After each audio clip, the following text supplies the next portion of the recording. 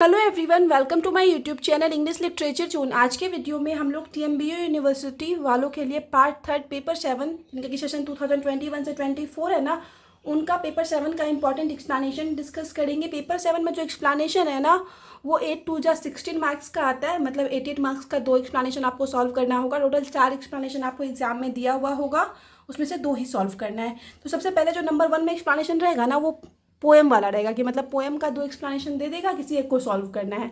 तो पोएम वाले एक्सप्लेनेशन के लिए आपको हम 4 इंपॉर्टेंट एक्सप्लेनेशन बताए हुए हैं, जिसमें कि मोस्टली चांसेस है 70-80% मैच कर जाएगा। उसके बाद जो सेकंड एक्सप्लेनेशन आता है ना, वो आपको आता है बाबूज ऑफ नैन जोर से, इंडियन सिविलाइजेशन एंड कल्चर से, साइंस ह्यूमैनिटीज एंड रिलीजन से। तो ये सेकंड वाले में ना हम 2 एक्सप्लेनेशन सॉल्व करवाए हुए हैं। एक तो करवाए हुए हैं बाबूज ऑफ नैन जोर से और एक इंडियन सिविलाइजेशन एंड कल्चर से। प्रोबेबली चांसेस है कि इन दोनों में से ही कोई ना कोई मैच कर जाएगा। तो इस तरीके से टोटल 6 एक्सप्लेनेशन इस वाले वीडियो में हम डिस्कस करने वाले हैं। तो शुरू करते हैं। सबसे पहले हम लोग पोएम वाला एक्सप्लेनेशन पढ़ेंगे। सबसे पहला जो पोएम वाला एक्सप्लेनेशन है वो इस तरीके से शुरू है, माई शोल अन हॉरिजेंट वाइडन्स टू मेजर। तो इस तरीके का लाइन है, तो आप समझ जाना कि ये वाला जो लाइन है श्री अरबिंदो की काफ़ी फेमस पोएम ट्रांसफॉर्मेशन से लिया गया है। तो सबसे पहले आपको इसके लिए रेफरेंस वाला सेक्शन लिखना होगा। रेफरेंस में आप लोग को लिखना है, this lines have been taken from Shri Aurobindo famous poem transformation की। ये जो पंक्तियां ली गई है श्री अरबिंदो की फेमस पोएम ट्रांसफॉर्मेशन से ली गई है। The poem is full of spirituality and divine inspiration की। ये जो कविता है, स्पिरिचुअलिटी इट मीन्स आध्यात्मिकता और divine inspiration it means Divya प्रेरणा से भरी पड़ी है। The central theme of the poem is, और जो मेन थीम है, मेन विषय है इस पोएम का, इज द पोइट्स ट्रांसफॉर्मेशन। इसमें ना पोएट का, कवि का ट्रांसफॉर्मेशन दिखाया गया कि कैसे पोएट में बदलाव आया है from a sensuous to spiritual existence. कि पोएट पहले सेंसुअस थे, it mean sensuous it means हो जाता है जो वर्ल्डली प्लेजर के पीछे भागे, भौतिक चीज़ों के पीछे भागे, और किस तरीके से उनके एग्जिस्टेंस में स्पिरिचुअलिटी आ जाता है, उनके अस्तित्व में आध्यात्मिकता आ जाती है। तो उस ट्रांसफॉर्मेशन को डिस्क्राइब करने की कोशिश की गई है इस पोएम के जरिए। सेकेंड जो है कॉन्टेक्स्ट वाला सेक्शन आएगा। कॉन्टेक्स्ट में आप लोग को लिखना है, this lines explore the profound idea of inner change and evolution. ये जो पंक्तियां है ना, एक्सप्लोर इट मीन्स हम लोग बोल सकते हैं कि इन पंक्तियों के द्वारा डिस्कस किया गया है कि जो आंतरिक जो विचार में जो परिवर्तन आता है, ट्रांसफॉर्मेशन आता है, इवोल्यूशन इट मीन्स हम लोग बोल सकते हैं जो विकास आता है, होता है, डेवलपमेंट होता है ना, उसके बारे में इन लाइन्स के जरिए डिस्कस किया गया है। The poet gives a beautiful and vivid picture of the transformation that take place in a yogi's personality. और एक योगी के पर्सनैलिटी में जो ट्रांसफॉर्मेशन आता है, पोइट जो है कोशिश किए हुए उसका एक ब्यूटीफुल इट मीन सुंदर और विविड सुस्पष्ट पिक्चर प्रेजेंट करने का, देने का।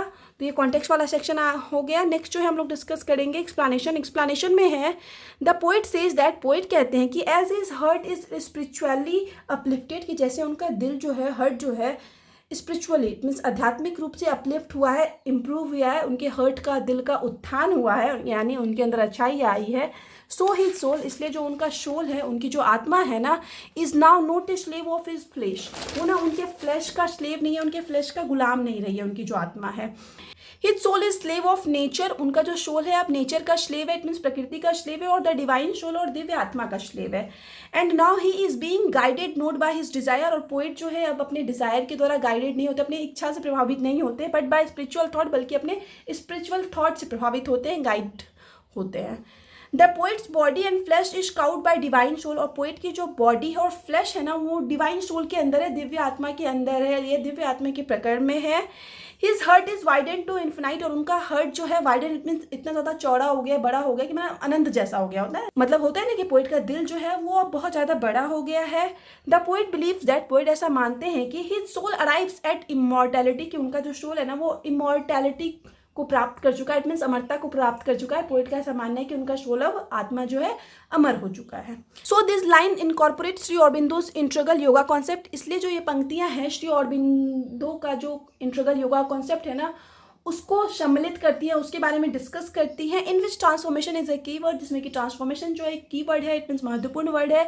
It is not for a single person, और ये जो ट्रांसफॉर्मेशन है ना, वो सिर्फ सिंगल पर्सन या किसी एक आदमी के लिए नहीं है, but all of humanity, it means पूरी मानवता के लिए, पूरी मानव जाति के लिए। ठीक है, तो ये पहला वाला एक्सप्लेनेशन खत्म हो गया जो कि ट्रांसफॉर्मेशन से था। अब सेकेंड वाला एक्सप्लेनेशन डिस्कस करेंगे जो कि इस तरीके से शुरू होगा, I bending from my seven fold. तो इस तरीके का एक्सप्लेनेशन आए तो आप समझ जाए कि ये जो एक्सप्लेनेशन है सरोजिनी नायडू के काफ़ी famous poem the soul's prayer से आया हुआ है। तो सबसे पहले रेफरेंस वाला सेक्शन लिखेंगे। रेफरेंस में आप लोग को लिखना है, this lines have been taken from Sarojini Naidu famous poem the soul's prayer, की ये जो पंक्तियां ली गई है सरोजिनी नायडू के काफ़ी फेमस पोएम सोल्स प्लेयर से ली गई है। This poem shows us an imaginary conversation between the पोइटिस and God. और ये जो पोएम है ना, ये हम लोग को एक इमेजनरी, इट मीन्स एक काल्पनिक कन्वर्सेशन, बातचीत दिखाती है पोइटिस के बीच में, कवित्री और भगवान के बीच में। Van C was a young child of 13 years old. और उस समय पोइट जो भगवान से बातचीत कर रही है ना, दिखाया गया कि पोइट कितने साल की थी, 13 साल की थी। तो इस वजह से वो इमेजिनेशन में अपने भगवान से बात कर रही है। इसी चीज़ को डिस्क्राइब करने की कोशिश की गई है इस पोएम के थ्रू। अब नेक्स्ट कॉन्टेक्स्ट वाला सेक्शन आएगा। कॉन्टेक्स्ट में आप लोग को लिखना है, this lines are the last 4 lines of the poem, की ये जो पंक्तियाँ हैं ना, कविता की आखिरी की 4 पंक्तियाँ हैं। This lines offer comfort and wisdom to soul. ये जो पंक्तियाँ हैं सोल को कंफर्ट, आराम और विजडम प्रदान करती है। दे रिवील दैट, ये पंक्तियाँ रिवील करती है कि life and death are not separate entities, की लाइफ इट मीन्स जीवन और मृत्यु जो होता है ना, वो अलग अलग इकाई नहीं है, but interconnected aspect of God's divine plan, बल्कि भगवान के दिव्य योजना का ना इंटरकनेक्टेड एस्पेक्ट है। इट मीन्स एक दूसरे से जुड़ा हुआ पहलू है। Even death is not an ending, और हालांकि जो डेथ है वो भी एंडिंग नहीं है। ऐसा नहीं कि डेथ के बाद सब कुछ खत्म हो जाता है, but a transformation within God's grace, बल्कि यहाँ पे क्या होता है ना, डेथ के बाद भगवान के ग्रेस में ना ट्रांसफॉर्मेशन होता है, इट मीन्स बदलाव आता है। नेक्स्ट जो है एक्सप्लेनेशन वाला सेक्शन आएगा। एक्सप्लेनेशन में आप लोग को लिखना है, the poetess says that, poetess कहती है कि life and death are merely 2 faces of God, कि लाइफ और डेथ जो है ना, वो भगवान का 2 फेस है, 2 रूप है। हिज लाइट, पहला है उनका लाइट वाला पार्ट, एंड हिज शैडो, और उनका छाया वाला part. She compares life with a prism, poetess जो है लाइफ को एक प्रिज्म के साथ कंपेयर करती है। प्रिज्म क्या होता है कि प्रिज्म से जब प्रकाश की किरणें गुजारी जाती है तो उससे 7 रंग निकलता है, 7 रंग रिलीज होता है। तो पोइटिस जो है लाइफ को कंपेयर कर रही है प्रिज्म से, थ्रू विच, जिसके जरिए the colour of life, life का जो रंग है जिसमें कि शामिल है including it means Joy and sorrow है, जॉय इट मीन्स खुशी, शोरो इट मीन्स दुख, आर रिलीज्ड, मतलब लाइफ का जो 2 कलर है, सुख और दुख, वो दोनों रिलीज होता है। The God answer पोइटिस prayer. अब पोइटिस जो कि 13 साल की है, भगवान से बात कर रही है, तो अब क्या होता है, भगवान जो है पोइटिस कवित्री के प्रेयर का, प्रार्थना का जवाब देते हैं। ही प्रोमिसेस हर, भगवान पोइटिस को प्रॉमिस करते हैं टू प्रोवाइड हर एवरीथिंग, कि उसको हर चीज़ प्रोवाइड करेंगे, हर चीज़ देंगे। The God allows her to enjoy all the emotional experience, भगवान जो है पोइटिस को अलाउ करते हैं कि वो सारे भावनात्मक एक्सपीरियंस को एंजॉय करेगी, बोथ गुड एंड बैड, मतलब अच्छी और बुरी चीज़ें, दोनों चीज़ों को एक्सपीरियंस कर पाएगी पोइटिस। शी शैल हैव बोथ, उनके पास जो होगा दोनों होगा, जॉय होगा इट मीन्स खुशी होगी, और शोरो इट मीन्स दुख भी होगा। शी शैल हैव लव, उसके पास प्यार होगा। That will burn her like fire, जो कि उनको फायर की तरह जलाएगा। एंड पेन होगा, दुख होगा। That will purify like water, जो कि उनको प्यूरिफाई कर देगा, शुद्ध कर देगा, वाटर की तरह, पानी की तरह। God bends from his 7-fold height, भगवान जो है बेंड इट मीन झुक जाते हैं, मुड़ जाते हैं अपने 7 गुना ऊंचाई से। With care to teach his children the meaning of his grace, मतलब अपने ग्रेस के मीनिंग को समझाने के लिए ना भगवान जो है अपने 7 गुना ऊंचाई से भी झुक जाते हैं, ताकि वो अपने बच्चे को, अपने चिल्ड्रन को अपने ग्रेस का मीनिंग समझा सके। ठीक है, तो यहाँ पे ये एक्सप्लेनेशन वाला सेक्शन खत्म हो गया। अब हम लोग थर्ड पोएम को देखते हैं। थर्ड एक्सप्लेनेशन जो है वो one might shown drunken with beauty करके स्टार्ट होगा। तो इस तरीके का लाइन है, तो आप समझ जाना कि ये लाइन जो है टोरू दत्त का काफ़ी फेमस पोएम बॉगमेयर से ली गई है। तो उसको इस तरीके से आप लोग को एक्सप्लेन करना है। सबसे पहले रेफरेंस वाला सेक्शन लिखोगे, रेफरेंस में लिखोगे this poetic lines have been taken from Toru Dutt famous poem Baugmaree की। ये जो पोइटिक लाइन्स ली गई है टोरू दत्त की फेमस पोएम बॉगमेयर से ली गई है। The poem is written in Petrarchan sonnet form, इस पोएम को लिखा गया है पेट्राचंद सोनेट फॉर्म के रूप में। Which shows Toru Dutt deep love for nature, जो कि टोरू दत्त का डीप लव इट मीन्स गहरा प्यार दिखाता है नेचर को लेके। नेक्स्ट कॉन्टेक्स्ट वाले सेक्शन में है this lines describe the pleasure and beauty that the speaker finds in her garden, मतलब स्पीकर को इट मीन्स टोरू दत्त को जो प्लेजर इट मीन्स खुशी और ब्यूटी अपने गार्डन में रहने पे इट मीन्स जब वो गार्डन में होती है तो जो खुशी उनको अनुभव होती है ना, उसी चीज़ को डिस्क्राइब करने की कोशिश की गई है इन लाइन्स के through. This poetic lines reveals Toru Dutt sensitivity towards nature on a high scale as it colours her soul. ये जो पंक्तियाँ है ना, इनके जरिए जो है टोरू दत्त की सेंसिटिविटी इट मीन्स नेचर को लेके, प्रकृति को लेके जो संवेदनशीलता है ना, उसको एक उच्च स्तर पर दर्शाने की कोशिश की गई है, उसको एक उच्च स्तर पर दर्शाया गया इन लाइन्स के through. As it colours her soul, क्योंकि ये जो नेचर है ना वो टोरू दत्त के सोल इट मीन्स आत्मा को रंग देता है, इट मीन्स कलरफुल कर देता है। It also highlights her love for nature, साथ ही साथ ये जो लाइन्स है ना वो टोरू दत्त के लव को भी हाईलाइट करते हैं, इट मीन्स प्यार को भी दिखाते हैं कि टोरू दत्त जो है नेचर से कितना ज़्यादा जुड़ी हुई है, कितना ज़्यादा प्यार करती है। ठीक है, नेक्स्ट एक्सप्लेनेशन वाला सेक्शन आएगा। एक्सप्लेनेशन में लिखना है through this lines Toru Dutt says the natural beauty is enough for us to shun. इन पंक्तियों के जरिए टोरू दत्त जो है वो कहती है कि जो नेचुरल ब्यूटी है ना, प्राकृतिक सुंदरता है ना, वो काफ़ी है हम लोग को शो एंड इट मीन्स मोहित करने के लिए। She compares the beauty of her garden with the garden of Eden. वो अपने गार्डन की सुंदरता को गार्डन ऑफ ईडन की सुंदरता के साथ कंपेयर करती है, इट मीन्स तुलना करती है। Because it was heaven for her, क्योंकि जो कवित्री का गार्डन है ना उसके लिए स्वर्ग जैसा है। The referring of Eden garden, और यहाँ पे जो वो ईडन गार्डन के बारे में चर्चा करती है, ईडन गार्डन के बारे में डिस्कस करती है। Shows her deep reading in the Bible, ये दिखाता है कि वो ना बाइबल को बड़े अच्छे तरीके से पढ़ रखी है। And her inclination towards Christian faith, साथ ही साथ उनका झुकाव दिखाता है कि कैसे वो क्रिश्चियन फेथ को मानते हैं, इट मीन्स ईसाई धर्म के प्रति उनका झुकाव को दिखाता है। ये जो ईडन गार्डन का यूज़ किया ना, क्योंकि ईडन गार्डन ना बाइबल में यूज़ किया गया था जो कि स्वर्ग में है, तो ये वर्ड ईडन गार्डन जो है वो ईसाई धर्म के प्रति, ईसाई फेथ के प्रति जो है पोएट के इंक्लिनेशन इट मीन्स झुकाव को दिखाता है। द पोएटेस सेज, पोएटेस आगे कहती हैं कि ट्रीज गिव अस ए सूदिंग फीलिंग, कि ट्रीज जो है, पेड़ जो है ना गार्डन में, वो एक सूदिंग फीलिंग देते हैं। सूदिंग इट मीन्स होता है शांतिदायक या फिर संतुष्ट करने वाला फीलिंग देते हैं, अनुभव देते हैं। Otherwise human life is full of drab and unhappy, हालांकि इंसान का जीवन होता है ना ड्रैब इट मीन्स कलरलेस होता है और अनहैप्पी होता है, इट मीन्स सिर्फ बहुत ज़्यादा प्रॉब्लम होता है इंसान की लाइफ में। लेकिन ये जो पेड़ है वो आनंद का अनुभव देते हैं, शांति का अनुभव देते हैं, संतुष्ट करते हैं। The garden has different kind of trees, garden में जो है अलग अलग तरह के ट्रीज हैं। And this are sufficient to charm us, और ये पेड़ जो है सुफिशियंट है, इट मीन्स इनफ है, काफ़ी है हम लोग को चार्म करने के लिए, चार्म इट मीन्स मोहित करने के लिए। There are trees of different colours, मतलब उनके जो गार्डन में है अलग अलग कलर का ट्री है। Variety of colour in the garden makes it attractive, और अलग अलग कलर जो गार्डन में है ना वही चीज़ ना गार्डन को और भी ज़्यादा खूबसूरत बनाता है। तो ये थर्ड वाला एक्सप्लेनेशन खत्म हो गया। अब जो सबसे आखिरी एक्सप्लेनेशन होगा वो एन इंट्रोडक्शन से लिया गया है। लास्ट कुछ ईयर में ना एंड इंट्रोडक्शन से 3 लाइन जो है रिपीट किया है। पहला लाइन जो है डोंट राइट इन इंग्लिश, इस तरीके से शुरू होता है। सेकेंड जो है आई मेट ए मैन, इस तरीके से लाइन शुरू होगा तो समझ जाना वो एन इंट्रोडक्शन से लिया गया। थर्ड जो है I am Sinner, I am send करके लाइन आएगा तो वो भी समझ जाना एन इंट्रोडक्शन से लिया है। तीनों एक्सप्लेनेशन के लिए आपको रेफरेंस और कॉन्टेक्स्ट वाला सेक्शन जो है सेम रखना है। और एक्सप्लेनेशन की बात करें तो इस वाले लाइन का एक्सप्लेनेशन अलग होगा, ठीक है। इन दोनों का एक्सप्लेनेशन हम एक में ही डिस्कस कर लें क्योंकि ये दोनों लाइन जो है आसपास ही है पोएम में, लेकिन ये ना बिल्कुल स्टार्टिंग में है पोएम के और ये दोनों लाइन एंड में है, तो दोनों को मिक्सअप करना बहुत मुश्किल था। इस वजह से इसमें 2 एक्सप्लेनेशन आ जाएगा, पहला इस लाइन को एक्सप्लेन किए हुए, बाद में इन दोनों को एक साथ कर रखे हैं, ठीक है। तो शुरू करते हैं सबसे पहले रेफरेंस वाले सेक्शन को। This lines have been taken from Kamala Das famous poem an introduction, की ये जो पंक्तियां ली गई है कमला दास की फेमस कविता एन इंट्रोडक्शन से ली गई है। इन दिस पोएम, इस कविता में she throws light on the life of A women in the patriarchal society, वो ना इस चीज़ पे प्रकाश डालती है कि पैट्रियार्कल सोसाइटी मीन्स पितृसत्तात्मक समाज में ना वुमेन का लाइफ कैसा होता है, पुरुष प्रधान समाज में, वो दिखाने की कोशिश की है इस पोएम के through.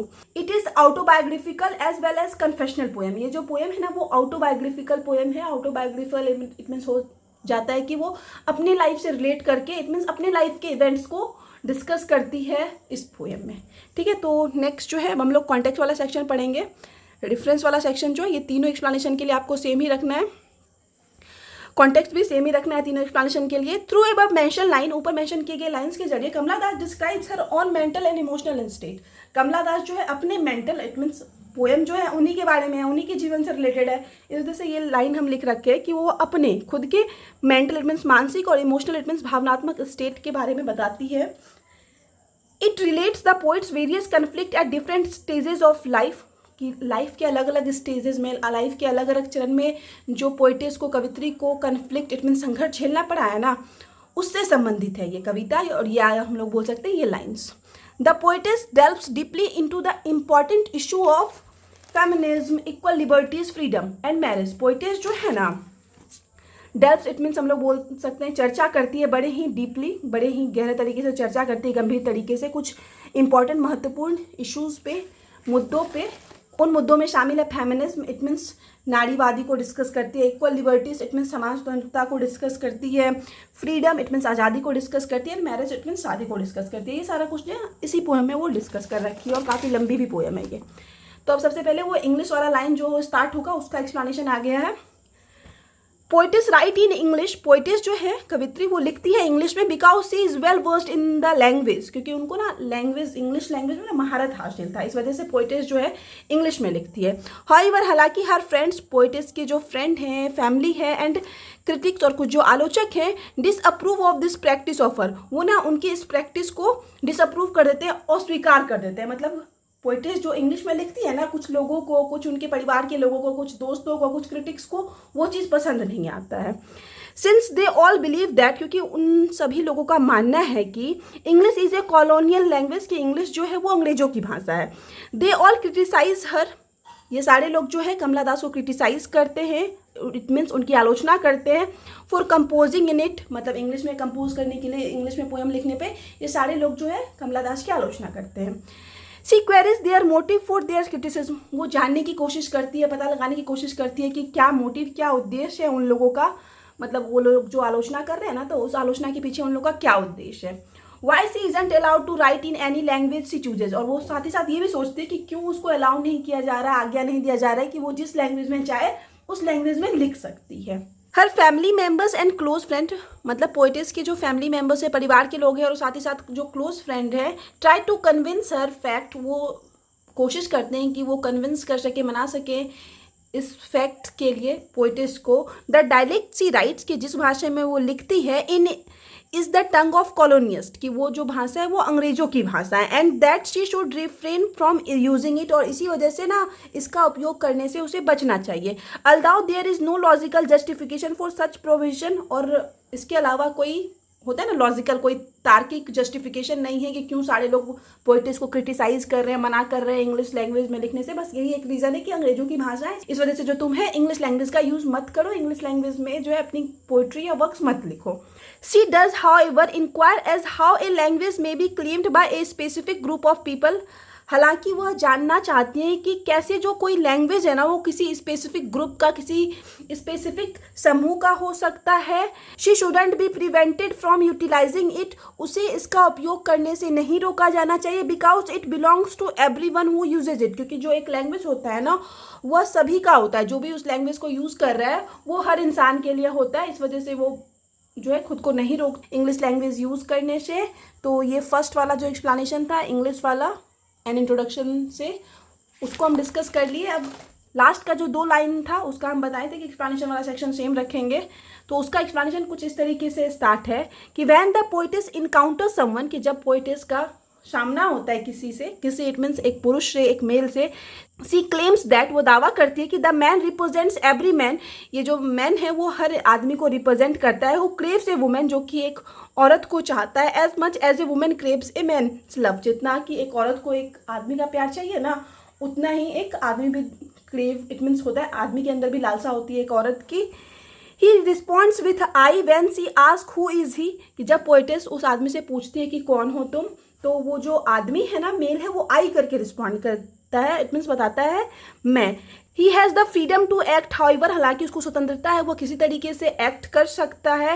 He pleases thanks to this I और मेल ईगो, हालांकि वह इस मैं, आई इट मीन्स मैं, और मेल ईगो इट मीन्स पुरुष अहंकार के कारण प्रसन्न होता है। ही कैन लाफ, वह हंस सकता है, ड्रिंक कर सकता, fulfil his lust at midnight, साथ ही साथ अपनी लस्ट को, इट मीन्स अपनी लालसा को पूरी कर सकता है मिडनाइट में। She can therefore like him claim the pronoun I for herself, अब यहाँ पोइटिस जो है खुद के लिए भी वो आई प्रोनाउन को क्लेम करती है, दावा करती है कि वो जो है खुद के लिए भी आई प्रोनाउन का यूज करेगी। सी एक्सपीरियंसेस सिन एंड वर्च्यू, वो बताती है कि वो भी अनुभव करती है सिन का, इट मीन्स पाप का, वर्च्यू इट मीन्स पुण्य गुण बोल सकते हैं, प्यार का, लव इट मीन्स प्यार, बिट्रेयल इट मीन्स धोखा का, जस्ट लाइक मैन टू, जिस तरीके से एक मैन सारा कुछ फील करता है ना, उस तरीके से पोइटिस बोलती है कि वो भी फील कर सकती है। Her pleasure and suffering are the same as those of man, कि पोइटिस का जो प्लेजर है इट मीन्स खुशी है, और साथ ही साथ सफरिंग इट मीन्स जो कष्ट है ना, बिल्कुल एक मेल की तरह ही है, जिस तरीके से एक मेल को प्लेजर खुशी होती है, कष्ट पहुंचता है, दुख होता है, उसी तरह पोइटिस भी बोलते हैं कि वो मेरे साथ भी होता है। She therefore elevates herself to the status of I, और इसके बाद वो जो है खुद को आई की स्थिति तक ऊपर उठाती है, मतलब खुद के लिए आई वाला प्रोनाउन यूज करती है, वो बताती है कि हम भी इसके योग है, तो इस वजह से ये जो प्रोनाउन आई है ना वो भी मेरा है, सिर्फ पुरुष ही, सिर्फ मेल ही क्यों इस प्रोनाउन को यूज करे। ठीक है, तो यहाँ पे खत्म हो गया पोइट्री वाला एक्सप्लेनेशन। नेक्स्ट जो एक्सप्लेनेशन है वो हम एक ही एक्सप्लेनेशन डिस्कस कर रखे हैं इंडियन सिविलाइजेशन एंड कल्चर से, उसके बाद एक एक्सप्लेनेशन डिस्कस कर रखे हैं बाबूज ऑफ नैनजोर से। अब जो 2-3 लाइन इंपॉर्टेंट है जो कि मोस्टली पूछा जाता है इंडियन सिविलाइजेशन एंड कल्चर से, वो इस तरीके से शुरू है। A man must arrange his physical, ये लाइन आ जाए तो आप समझ जाना कि ये जो है इंडियन सिविलाइजेशन एंड कल्चर से है। सेकेंड है आई बिलीव्ड द सिविलाइजेशन, इसमें सिविलाइजेशन वर्ड यूज हुआ है तो क्लियर हो गया कि इंडियन सिविलाइजेशन से लिया गया है। और थर्ड वाले में तो पहला ही वर्ड जो है सिविलाइजेशन है, तो इससे भी ये भी क्लियर हो गया कि ये इंडियन सिविलाइजेशन एंड कल्चर से लिया गया है। तो इसका रेफरेंस वाला सेक्शन देख लेते हैं। रेफरेंस में है this prosaic lines have been taken from Mahatma Gandhi famous essay Indian civilisation and culture की, ये जो प्रोजिक लाइन है ना वो महात्मा गांधी के famous essay Indian civilisation and culture से ली गई है। इन दिस ऐसे, इस ऐसे में he shows us basic difference between the Indian civilisation and western civilisation. Mahatma Gandhi जो है इस ऐसे में हम लोग को एक डिफरेंस दिखाते हैं, अंतर दिखाते हैं कि भारतीय सभ्यता और पश्चिमी जो सभ्यता है इन दोनों के बीच क्या डिफरेंस है, क्या अंतर है। नेक्स्ट कॉन्टेक्स्ट वाला सेक्शन आएगा। आपको हम फिर से बता देते हैं कि तीनों में से कोई भी एक्सप्लेनेशन आ जाए आप सब कुछ बिल्कुल सेम लिख सकते हो। तो कॉन्टेक्स्ट वाले सेक्शन में है महात्मा गांधी नाइसली पोर्ट्रेज, महात्मा गांधी जो है बड़े अच्छे तरीके से चित्रित करते हैं। The seeds of Indian civilisation we are sown by our ancestor, की जो बीज है ना इंडियन सिविलाइजेशन का वो हमारे एंसेस्टर्स के द्वारा, हमारे पूर्वजों के द्वारा बोया गया। It's foundation is so strong, इसी वजह से जो इसका नींव है ना, फाउंडेशन है, वो काफ़ी ज़्यादा मजबूत है। So nothing in the world can beat it, इस वजह से दुनिया में कोई भी चीज़ है इसको बीट नहीं कर सकती, इसको हरा नहीं सकती।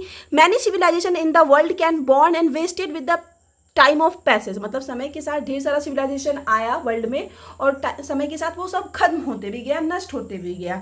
But Indian civilisation is unaffected, लेकिन जो भारतीय सिविलाइजेशन है, भारतीय सभ्यता है ना, वो अनअफेक्टेड है। इट मीन्स उस पर कोई असर नहीं हुआ। नेक्स्ट एक्सप्लेनेशन वाला सेक्शन आ जाएगा। एक्सप्लेनेशन में है थ्रू अबव मेंशन्ड लाइन्स के ऊपर मेंशन किए गए लाइन्स के जरिए गांधी जी कहते हैं कि that western civilisation is based on materialism, कि वेस्टर्न सिविलाइजेशन है ना वो मटेरियलिज्म पे बेस्ड है, इट मीन्स भौतिकवाद पे बेस्ड है। Can't be compare to Indian civilisation, उसका कंपैरिजन भारतीय सिविलाइजेशन के साथ, भारतीय सभ्यता के साथ नहीं किया जा सकता। Which is based on spiritualism, जो कि स्पिरिचुअलिज्म पे, इट मीन्स आध्यात्मिकता पे बेस्ड है। ही टीचेज अस, वो जो है मतलब गांधी जी जो है हम लोग को सिखाते हैं कि that western civilisation is good for the people of west, कि वेस्टर्न सिविलाइजेशन जो है ना वेस्ट के लोगों के लिए अच्छा है। The Indian people should not copy to them, और इंडियन पीपल को उनको कॉपी नहीं करना चाहिए। If we copied western civilisation, अगर हम लोग वेस्टर्न सिविलाइजेशन को कॉपी करते हैं, इट डिस्ट्रॉय आवर सिविलाइजेशन, इससे क्या होगा, हमारा जो सिविलाइजेशन है, भारत की जो सभ्यता है ना वो खत्म हो जाएगी अगर हम लोग पश्चिमी सभ्यता को फॉलो करते हैं। Mahatma Gandhi gives a message of living together with harmony and peace, Mahatma Gandhi जो है हम लोग को संदेश देते हैं एक साथ रहने की, कि हम लोग को हारमोनी, इट मीन्स सामंजस्य के साथ, शांति के साथ एक साथ रहना चाहिए। ही सेज दैट, वो कहते हैं कि everyone has understood his on responsibility, कि सभी लोगों को अपनी रिस्पॉन्सिबिलिटी समझनी चाहिए एंड ड्यूटी, साथ ही साथ अपने कर्तव्यों को समझना चाहिए टुवार्ड्स हिज नेशन, अपने नेशन के प्रति। एंड ही और शी, और ही और शी इट मीन्स चाहे लड़का हो लड़की हो, मस्ट बी ट्रू, उसको ट्रू इट मीन्स सच्चा होना चाहिए, अपराइट इट मीन्स ईमानदार होना चाहिए, डिटरमाइंड इट मीन्स दृढ़ संकल्पी होना चाहिए, डिवोटेड समर्पित होना चाहिए, ऑनेस्ट होना चाहिए इट मीन्स ईमानदार होना चाहिए, रिगार्डिंग देयर ड्यूटीज, अपने ड्यूटीज के प्रति, कर्तव्यों के प्रति एंड रिस्पॉन्सिबिलिटीज के प्रति। Then only we can make our nation more glorious and more beautiful, मतलब अपने ड्यूटीज के प्रति, अपने रिस्पॉन्सिबिलिटीज के प्रति ईमानदार रह के ही जो है हम लोग अपने नेशन को और भी ज़्यादा ग्लोरियस बना सकते हैं और भी ज़्यादा सुंदर बना सकते हैं। ठीक है, तो यहाँ पे इंडियन सिविलाइजेशन एंड कल्चर वाला एक्सप्लेनेशन खत्म हो गया। अब सबसे आखिरी वाला एक्सप्लेनेशन बचा है जो कि बाबूज ऑफ नैनजोर से हम डिस्कस कर रखे हैं। इस तरीके से शुरू है वो लाइन जो है, that was the first and last time in his life that Kailash, यहाँ पे कैलाश वर्ड यूज़ किया गया है, तो आप लोग को पता होगा कि कैलाश बाबू नाम का कैरेक्टर जो है वो बाबूज ऑफ नैनजोर में था। और फिर सेकेंड वाले एक्सप्लेनेशन में भी यहाँ पे जो वर्ड यूज़ किया गया है कुसुम, तो कुसुम जो कैरेक्टर है वो भी बाबूज ऑफ नैनजोर में है। तो ये दोनों वर्ड पढ़ के ही आप लोग को समझ आ जाएगा कि ये जो एक्सप्लेनेशन है वो बाबूज ऑफ नैनजोर से लिया गया है। दोनों में से कोई भी एक्सप्लेनेशन आ जाए एग्जाम में, आप सब कुछ सेम लिख सकते हो, रेफरेंस, कॉन्टेक्स्ट, एक्सप्लेनेशन सारा कुछ सेम लिख सकते हो। ठीक है, तो शुरू करते हैं। सबसे पहले रेफरेंस वाला सेक्शन। रेफरेंस में है this prosaic lines has been taken from the babus of Nayanjore, ये जो प्रोजिक लाइन है वो लिया गया है द बाबूज ऑफ नैनजोर से। A short story written by Rabindranath Tagore, जो कि एक शॉर्ट स्टोरी जिसको लिखा गया है रविन्द्रनाथ टैगोर के द्वारा। It is a story of Kailash Babu, ये कहानी है कैलाश बाबू की।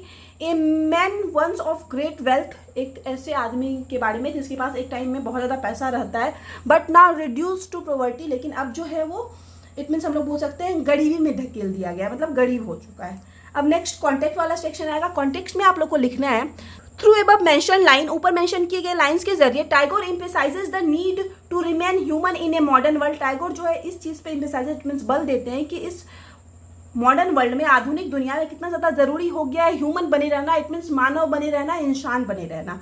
Where relationship are purely transactional and seen as a socio economic terms, कि जहाँ पे जो है अब जो है रिलेशनशिप भी, रिश्ते भी जो है ना वो पूरी तरह से ट्रांसैक्शनल हो गए हैं। इट मीन्स हम लोग बोल सकते हैं लेन देन पे बेस्ड हो गए हैं, और रिश्तों को भी, रिलेशनशिप को भी जो है एक सोशियो इकोनॉमिक, इट मीन सामाजिक आर्थिक दृष्टि से देखा जाता है। मतलब रिश्ते में भी हर जगह पर फायदा देखा जाता है आज के टाइम में। इस वजह से यहाँ पे ना एक मानव, एक ह्यूमन बने रहने पे टैगोर जो है इस शॉर्ट स्टोरी के जरिए बल देते हैं।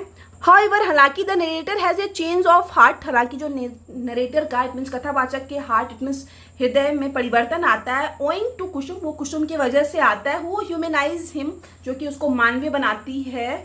एंड रिवील्स टू हिम, साथ ही साथ उसके सामने प्रकट करती है कुसुम की the cruel nature of his prank, वो जो शरारत कर रहा है, एक मजाक मजाक में मतलब सारा गहना या कुछ चुराने की कोशिश कर रहा है, तो उसके मजाक का क्रूअल नेचर, इट मीन्स क्रूर प्रकृति क्या हो सकता है, मतलब बुरा से बुरा क्या इफेक्ट पड़ सकता था, वो कुसुम जो है ना वो चीज़ नरेटर को फील करवाती है। ठीक है, मतलब नरेटर के हृदय में जो परिवर्तन आता है वो कुसुम की वजह से आता है। तो ये कॉन्टेक्स्ट वाला सेक्शन हो गया। नेक्स्ट जो है आप लोग को एक्सप्लेनेशन वाले सेक्शन में लिखना है babus of Nayanjore who were once famous land holders, की बाबूज ऑफ नयनजोर जो कि एक समय के प्रसिद्ध जमींदार थे, हु लेड डिसेडेंट लाइफ, जो कि अपना एक पतनशील जीवन जीते हैं। हाउएवर द फ्लड कैम, हालांकि जो है फ्लड, इट मीन्स बाढ़ आती है। द लॉस्ट देयर ग्लोरी, उससे क्या होता है, बाढ़ की वजह से उनकी ग्लोरी, इट मीन्स होता है उनका जो एक नाम रहता है ना वो खत्म हो जाता है। Kailash Babu would always remain smartly dressed, Kailash Babu जो है वो हमेशा स्मार्टली ड्रेस्ड रहता है, इट मीन्स अच्छे कपड़ों में रहते हैं। मतलब स्थिति खराब हो गई है, गरीबी आ गई है, लेकिन कैलाश बाबू अभी भी जो है एकदम अच्छे कपड़ों में रहते हैं। No matter the time of the day, मतलब दिन का कोई भी समय हो वो हमेशा बन ठन के तैयार रहते हैं जमींदार की तरह। He had some family heirlooms left, उनके पास अब कुछ फैमिली की बस थोड़ी बहुत विरासत बच रखी है। द नरेटर डिसलाइक्स कैलाश बाबू, और जो नरेटर है ना इस कहानी का, जो कथावाचक है ना, वो पसंद नहीं करता है कैलाश बाबू को। He plans to steal heirlooms and become successful in this plan, वो योजना बनाता है उस एयरलूम्स, इट मीन्स उनके पास जो कुछ ज्वेलरी या कुछ पुराना सामान जो रखा हुआ है ना उसको चुराने की, और साथ ही साथ उस प्लान में वो जो है सक्सेसफुल भी हो जाता है narrator. When he was going after theft, और जब वो चोरी करने के बाद जा रहा होता है वहां से, ही सीज कुसुम, तो नरेटर जो है कुसुम को देखता है सिटिंग इन ए कॉर्नर, की कुसुम जो है कोने में बैठी हुई है, एंड वेपिंग, और रो रही है। She ask him why he hates her grandfather, तो यहाँ पे जो कुसुम है वो पूछती है नरेटर से कि क्यों इतना ज़्यादा नफरत करता है नरेटर उसके ग्रैंडफादर से, दादाजी से, इट मीन्स कैलाश बाबू से। वो चोरी करके जा रहा था ना सारा कुछ, जो भी एयरलूम्स उनके पास बचा हुआ था उनके पूर्वजों का, तो इस वजह से कुसुम जो है नरेटर से पूछती है कि आप क्यों मेरे दादाजी से, ग्रैंडफादर से इतनी ज़्यादा नफरत करते हैं।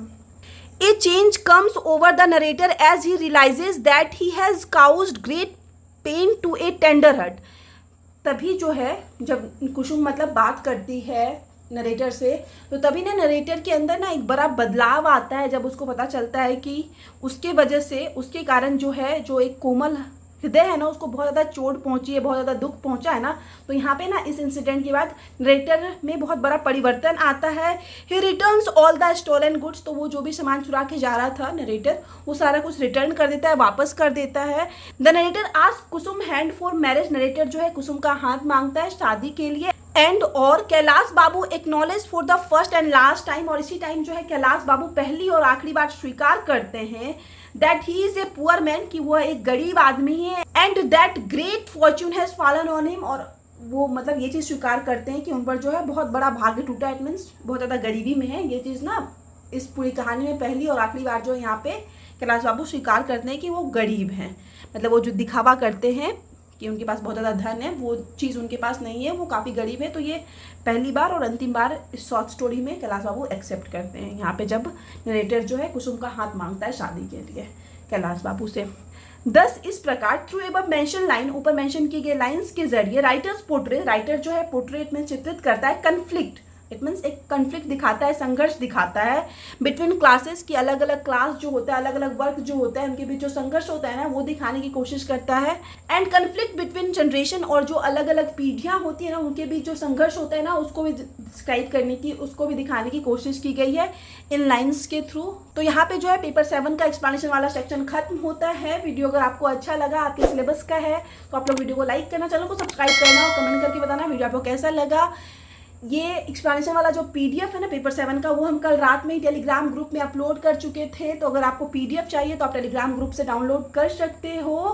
और अगर कोई डाउट है, आपको कुछ समझ नहीं आ रहा है ना, तो उसके लिए आप हमको इंस्टाग्राम पे मैसेज कर सकते हो। टेलीग्राम ग्रुप का लिंक और इंस्टाग्राम का लिंक दोनों आपको इस वीडियो के डिस्क्रिप्शन बॉक्स में और चैनल के अबाउट वाले सेक्शन में मिल जाएगा। ठीक है, तो मिलते हैं नेक्स्ट वीडियो में नेक्स्ट टॉपिक के साथ।